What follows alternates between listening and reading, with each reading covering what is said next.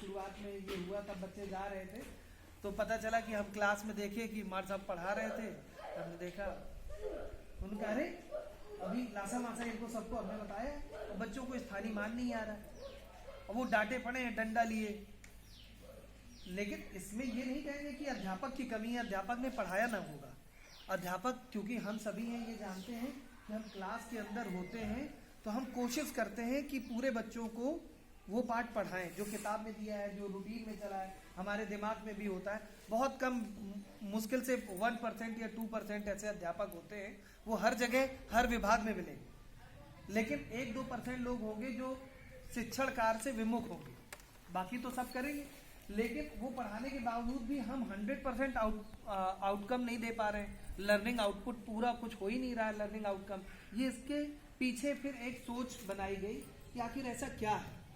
तो बताया गया कि एक ये सोच थी कि बहुत सारे जो छात्र हैं वो वर्तमान शैक्षिक स्तर, जो उनका अधिगम स्तर है, उससे बहुत पीछे होते हैं, क्योंकि हमारे यहाँ विद्यालयों में बच्चे का एडमिशन उसकी आयु के आधार पे होता है, उसके अधिगम के आधार पे नहीं होता है। सही। अब कोई बच्चा 8 साल का है तो का ये कक्षा इतने के लायक है, इसको इतने में एडमिशन दिया जाए। जैसे ये करंट ईयर हमारा सब बिल्कुल बेकार चला गया। यहाँ पर जिनके पास मोबाइल था, जिनके पेरेंट्स जागरूक थे, उनकी तो अधिगम स्तर थोड़ा बढ़ा होगा, और जो हमारे यहाँ बच्चे आ रहे थे उनका तो बहुत नीचे चला गया। अब इसमें एक विसंगति उत्पन्न हो गई कि कक्षा 4 में मुझे पढ़ाना है, और कक्षा 4 में जब मैं पढ़ाने के लिए गया तो मैंने 4 की रूटीन से पढ़ाया। और दूसरी कमी क्या, जब मैं पढ़ाता हूँ तो मैं अपने स्तर से पढ़ाता हूँ। जैसे मुझे मासा पढ़ानी है तो मुझे मासा के लिए मैंने एक फॉर्मूला लिया, कहा ऐसे ऐसे फॉर्मूला कर लो और इसके बाद ऐसे उतार दो, ये बिल्कुल स्टेप है और सीधे तुम लोग को आ जाए। तो पहली बात तो अधिगम स्तर उसका बच्चे का वो नहीं है जो सीख पाए।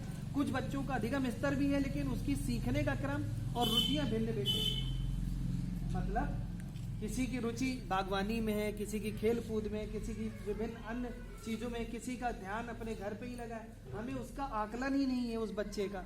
आकलन और मूल्यांकन दोनों में अंतर है ना। मूल्यांकन एग्जाम बेसिस पे होता है और आकलन उसके सतत बार बार देखने, उसके घर परिवेश किस स्तर से वो सीखता है, उसके सीखने का क्रम क्या है, ये सारा कुछ आकलन में आ जाता है। तो हमने देखा कि वो बच्चे को हम बार बार वही बता रहे हैं, 5 बार बताया, बहुत मेहनत से बताया, लेकिन बच्चा सीख नहीं पा रहा है। 2-3 बच्चे सीख गए, जो 2-3 नहीं सीख पाए तो हम कह देते हैं, उसको घोषित कर देते हैं ये बेकार है, गधा, इसको कुछ आता नहीं। जबकि ऐसा होता नहीं, सबकी रुचियां अलग अलग हैं। यदि मैं सचिन तेंदुलकर को अपने गणित के रिस्पेक्ट पे चेक करूं तो लगेगा कि गधा आदमी है। लेकिन क्या सचिन गधे हैं? नहीं है, क्योंकि उनका क्षेत्र है। यदि मैं उसी गणित को सीखने का माध्यम खेल रख देता तो हो सकता है उस रुचि में वो गणित भी सीख लेते। मतलब बच्चा गधा नहीं है, गधे हम। और इसी कमी को पूरा करने के लिए ये 3 मॉड्यूल आए हैं।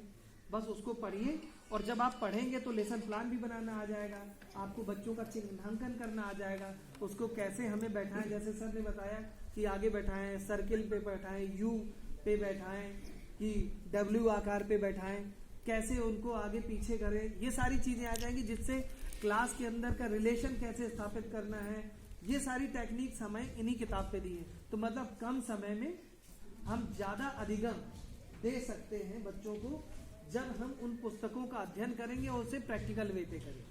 ठीक, इसीलिए ये तीनों चीजें, तीनों मॉड्यूल बहुत जरूरी है। दूसरी चीज, अब मैं फिर से आ जाता हूं कि जैसे ये जरूरी क्यों है कि विद्यालय ऐसा हो, या विद्यालय में बच्चों को फर्नीचर की व्यवस्था हो, या स्मार्ट क्लासेस हो, या लाइब्रेरी हो, ये सारी चीजों की जरूरत क्या है, महत्ता क्या है। जैसे चल रहा था वैसे चलने दीजिए।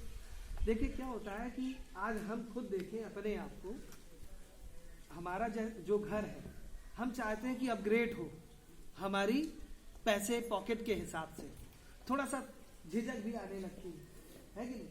वर्तमान समय में अच्छे अच्छे पब्लिक स्कूल खुल गए हैं, बहुत अच्छे पब्लिक स्कूल खुल गए हैं, और वो पब्लिक स्कूल के बच्चे बड़े स्टाइल से जाते हैं, रोज जाते हैं और बताते हैं हमारा विद्यालय ऐसा है, हमारा विद्यालय वैसा है। तो अब हमारा विद्यालय, क्योंकि तुम कहाँ पढ़ते हो, सरकारी स्कूल में, तो बच्चे बिल्कुल वहीं पर ही उनका मोरल डाउन हो जाता है। सरकारी स्कूल वही टाट पट्टी, वही यूनिफॉर्म वही चीज, उसको तभी ये कॉन्सेप्ट आया कि उनको टाई भी होनी चाहिए, बेल्ट भी होनी चाहिए। और बहुत सारे हमारे सरकारी विद्यालयों में ये चीज बांटी भी गई कि उनको पब्लिक स्कूल की तरह रखा जाए ताकि वो समाज में। अच्छा, एक और चीज, एक अभी सर्वे करवाया गया, उसमें ये देखा गया कि सरकार का एक बच्चे के ऊपर सालाना कितना व्यय आता है उसकी शिक्षा में। आप अंदाजा लगाएं कितना होगा एक बच्चे, यूपी का एक बच्चे का रेशियो के हिसाब से पर हेड कितना रुपया गवर्नमेंट का खर्च होता है एक बच्चे पे? हाँ? एक वर्ष का 20-25 हजार रुपये, 40,000 आता है। अब 40,000 में अपने बच्चे को आप गोयनका में पढ़वा सकते हैं, ट्यूशन फीस। आप ये क्यों देखते हैं कि वो बच्चा गरीब घर से आ रहा है, कहीं से भी आए, कितने भी गरीब स्तर से आए, आप ये देखिए उससे आप प्राप्त कितना कर रहे हैं। और एक पब्लिक स्कूल में शाम तक का बिल्कुल इतनी मेहनत से वो लोग पढ़ाते हैं और उनको वेतन हमसे बहुत कम मिलता है। मेरा कहने का मतलब ये है कि पहली बात तो हेड मास्टर साहब को और साथ में सहायक जितना भी है हमारे से, यदि थोड़ा बहुत खर्च भी हो जाता है डेंट पेंट में, तो हमें 1000-1500 का मुंह नहीं देखना चाहिए। हर एक महीने छोटे छोटे टारगेट कायाकल्प के दौरान रखने चाहिए। टाइल्स नहीं है कोई बात नहीं, लेकिन ये फर्श किसी से कम नहीं है टाइल से। हाँ, बढ़िया है। ये बताइए, किसी टाइल से कम नहीं। उसके बाद गुणवत्ता अंदर की अच्छी होनी चाहिए। ये ऐसा भी हो जाए इसके बाद अंदर की गुणवत्ता बेकार है तो स्कूल बेकार है, पूरा विजन बेकार है, चाहे जितने टाइलीकरण करा दीजिए। तो मेन चीज जो बच्चे को देना चाहिए, हमें देना है। पहली बात तो ये जो विद्यालय प्रांगण बन रहा है ये बच्चे को आकर्षित करने के लिए बन रहा है, और कुछ कि ये चित्र हो, ये हो कि बच्चा आकर्षित हो और शर्म न महसूस करे, क्योंकि इतना पैसा उस पर व्यय हो रहा है, तो उसको झिझक न लगे और विद्यालय से कनेक्टिविटी बताए और कहे ये हमारा गर्व के साथ कहे कि हमारा विद्यालय है, हम रोज आएंगे। और जैसा स्टाफ होगा बच्चे भी वैसे ही हो जाएंगे। यदि अध्यापक साफ सुथरा स्वच्छ है, वो कूड़ा नहीं फैला रहा है, तो दूसरे बच्चे कूड़ा बिल्कुल नहीं फैलाएंगे। वो कहेंगे अरे सर जी पता है इसने कागज यहाँ फेंक दिया, आपसे शिकायत करेगा दूसरा बच्चा, और ये चीजें बच्चे के अंदर आ जाएंगी। तो जैसे शिक्षक संकुल की बात करते हैं, तो हमारे शिक्षक संकुल साथी बनाए गए हैं।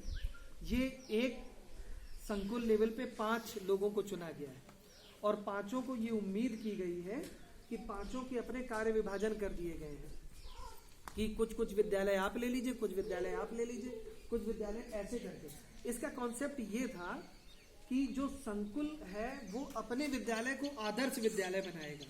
जैसे आज बड़ी मुझे भी खुशी हुई, मैं पहली बार आया, मैं भी सर का विद्यालय देख के लगा कि हाँ वाकई मुझे भी ऐसे कुछ कोशिश करनी है। ये सबके अंदर ये एक मॉडल विद्यालय हो गया। मतलब ये सभी संकुल हैं, वो मेहनत करेंगे तो 5 आइडियल विद्यालय तो हमें इस संकुल में मिल जाएंगे, और वो 5 की देखा देखी सभी लोग अपने विद्यालयों को वैसा बनाने की कोशिश करेंगे। नहीं होता है साफ सफाई रोज हो सकती है, नहीं होता है कुछ भी फर्श ठीक ठाक हो सकता है, बहुत मिनिमम इन्वेस्टमेंट में वो सारी चीजें हम प्राप्त कर सकते हैं। दूसरा काम, जैसे नवाचार सर ने कहा, ये जितने भी लोग हैं संकुल से सब एक व्हाट्सएप ग्रुप में जुड़े होंगे, मुझे लगता है।